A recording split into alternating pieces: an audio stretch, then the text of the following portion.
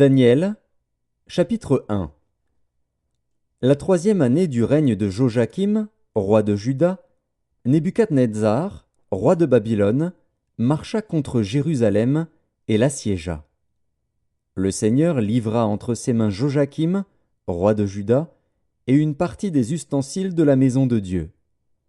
Nebuchadnezzar emporta les ustensiles au pays de Shinéar, dans la maison de son Dieu. Il les mit dans la maison du trésor de son Dieu.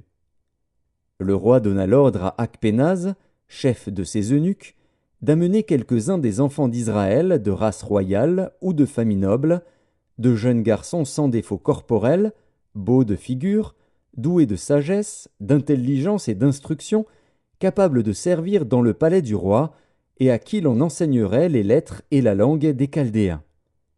Le roi leur assigna pour chaque jour une portion des mets de sa table et du vin dont ils buvaient, voulant les élever pendant 3 années, au bout desquelles ils seraient au service du roi. Il y avait parmi eux, d'entre les enfants de Juda, Daniel, Hanania, Mishaël et Azaria. Le chef des eunuques leur donna des noms. À Daniel celui de Beltchatsar, à Hanania celui de Shadrach, à Mishaël celui de Méshach, et à Azaria celui d'Abed-Négo.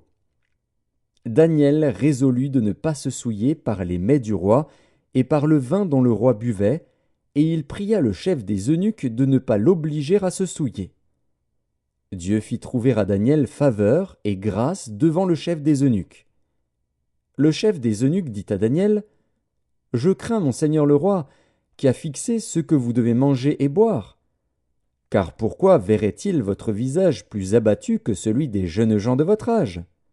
Vous exposeriez ma tête auprès du roi. » Alors Daniel dit à l'intendant à qui le chef des eunuques avait remis la surveillance de Daniel, de Hanania, de Mishaël et d'Azaria : « Éprouve tes serviteurs pendant 10 jours, et qu'on nous donne des légumes à manger et de l'eau à boire.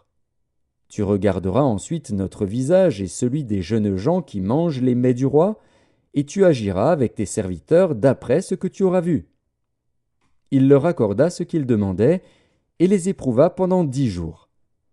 Au bout de 10 jours, ils avaient meilleur visage et plus d'embonpoint que tous les jeunes gens qui mangeaient les mets du roi. L'intendant emportait les mets et le vin qui leur étaient destinés, et il leur donnait des légumes. Dieu accorda à ces 4 jeunes gens de la science, de l'intelligence dans toutes les lettres et de la sagesse. Et Daniel expliquait toutes les visions et tous les songes. Au terme fixé par le roi pour qu'on les lui amenât, le chef des eunuques les présenta à Nebuchadnezzar. Le roi s'entretint avec eux, et, parmi tous ces jeunes gens, il ne s'en trouva aucun comme Daniel, Hanania, Mishaël et Azaria.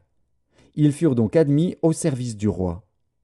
Sur tous les objets qui réclamaient de la sagesse et de l'intelligence, et sur lesquels le roi les interrogeait, il les trouvait 10 fois supérieurs à tous les magiciens et astrologues qui étaient dans tout son royaume.